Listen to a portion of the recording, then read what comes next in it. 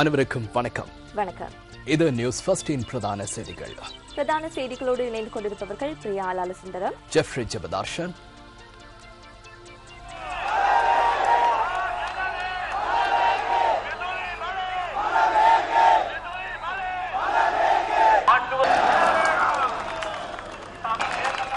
இலங்கை மின்சார சபை ஊழியர்கள் இன்று ஆர்ப்பாட்டம் ஒன்றில் ஈடுபட்டனர். இது தொடர்பான தகவல்களை எமது தொடரும் செய்திகளில் எதிர்பாருங்கள். விரிவான செய்திகளுக்கு செல்லும் முன்னர் முதலில் இன்றைய தலைப்புச் செய்திகள். கரு ஜாசூரியவுக்கு விசேட பொறுப்பை வழங்கியுள்ளதாக ஐக்கிய தேசிய கட்சியின் தலைவர் தெரிவிப்பு. இலங்கையே அதிக மின்சார கட்டணத்தை செலுத்தும் நாடு, உலக வங்கியின் இலங்கை மற்றும் மாலைத்தீவுக்கான பணிப்பாளர் கருத்து.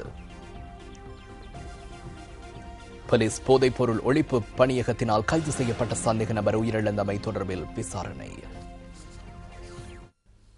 தொடர்வது உள்நாட்டுச் செய்திகள்.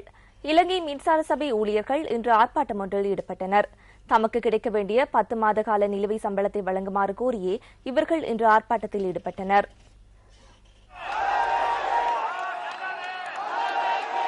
இலங்கை மின்சார சபையின் தலைமை அலுவலகத்திற்கு முன்பாக சபையின் ஒன்றிணைந்த தொழிற்சங்கத்தின் ஏற்பாட்டில் இந்த ஆர்ப்பாட்டம் முன்னெடுக்கப்பட்டது.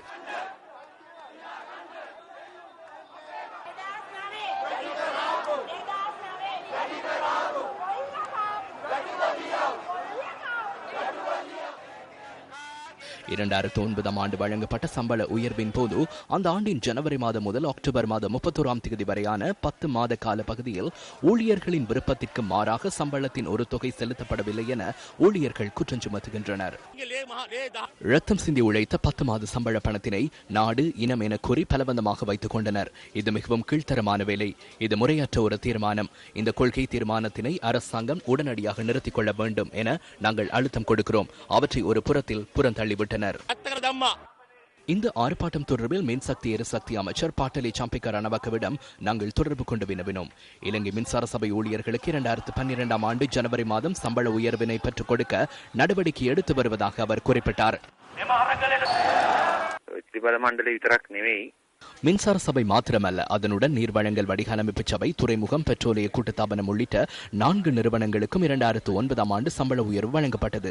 ராணுவ வீரர்களுக்கான அர்ப்பணிப்பு என்ற ரீதியிலேயே இந்த நடவடிக்கையினை அப்போது செய்தோம். அதனை தான் தற்போது அவர்கள் கோருகின்றனர். அது அரசாங்கத்தினால் எடுக்கப்பட்ட அரசியல் தீர்மானம். அது மின்சார சபையுடன் தொடர்புடைய செயற்பாடல்ல.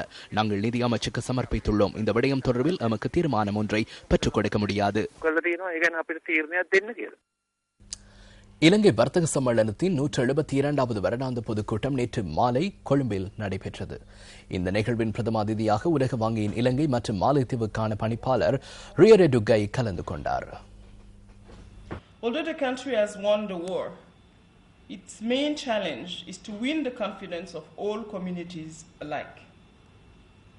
National reconciliation and nation building need to be a collective effort, one that the government alone cannot achieve.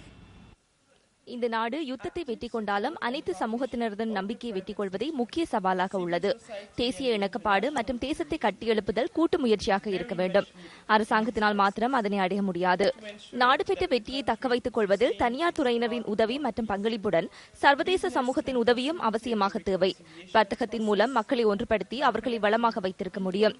Mahinda சிந்தனையில் குறிப்பிட்டவாறு நடுத்தர கால பகுதியில் 8 முதல் 9 வீதமான வளர்ச்சி அடைவதற்கு தனியார் துறையின் முன்னெடுப்பு அவசியம் என்பதனை ஞாபகம் வைத்துக் கொள்ள வேண்டும். இலங்கையில் உள்ளீடுகளுக்கான செலவு அதிகமாகும். உலகில் உயர்ந்தளவு மின்சார கட்டணத்தினை உடைய நாடுகளில் ஒன்றாக இலங்கை விளங்குகின்றது. ஊழியர்களுக்கான செலவும் அதிகரித்து வருகின்றது.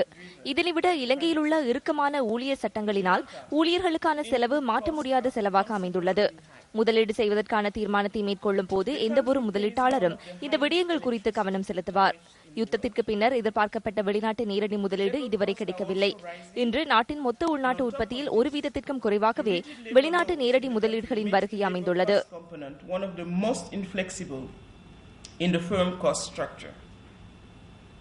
All these are elements that any investor will look into when making an investment decision.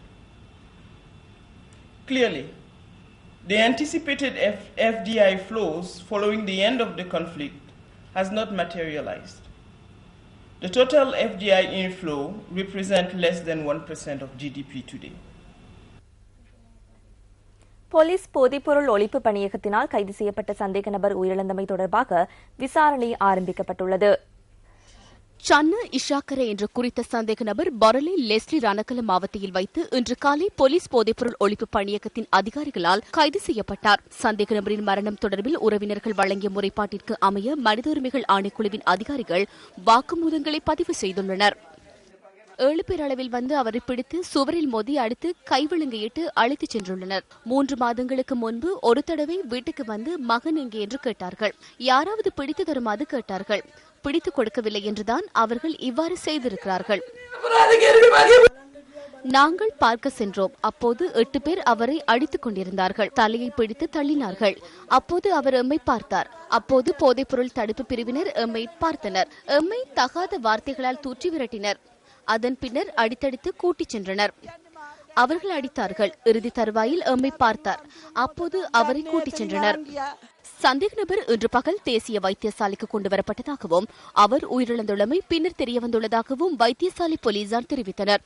இது தொடர்பான பிரேத பரிசோதனை நாளை நடைபெறவுள்ளது. இந்த விசாரணைகளுக்காக கொழும்பு குற்றத்தடுப்பு பிரிவின் பணிப்பாளர் உள்ளிட்ட போலீஸ் குழு ஒன்று சம்பவ இடத்திற்கு அனுப்பி வைக்கப்பட்டுள்ளதாக சிரேஷ்ட போலீஸ் அதிகாரியொருவர் கூறினார். இதேவேளை கைது செய்யப்பட்ட சந்தேக நபருக்கு சொந்தமான ஒரு தொகை போதைப் பொருளை கண்டுபிடிப்பதற்காக அழைத்து செல்லப்பட்ட போது ஏற்பட்ட திடீர் சுகவீனம் காரணமாக சிகிச்சைக்காக அவர் தனியார் வைத்தியசாலைக்கு கொண்டு செல்லப்பட்டதாக போலீஸ் போதைப்பொருள் பணியகத்தின் சிரேஷ்ட அதிகாரியொருவர் கூறினார். இதன்போது கிடைத்த வைத்திய ஆலோசனைக்கு அமைய அவர் தேசிய வைத்தியசாலையில் அனுமதிக்கப்பட்டதாகவும் அவர் குறிப்பிட்டார். விளம்பர இடைவெளியின் பின்னர் செய்திகள் தொடரும்.